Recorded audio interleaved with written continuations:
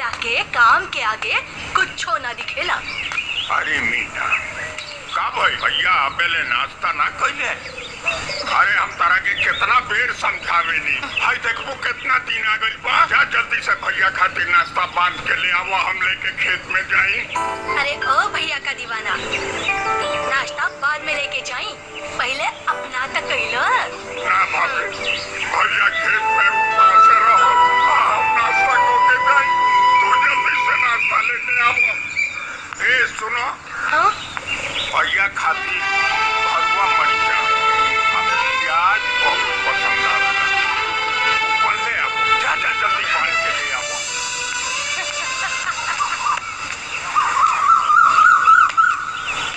भैया अरे उठे भान तू यहाँ सब ठीक बा ना? देखी भैया रौरा खातिर नाश्ता ले आइल बानी।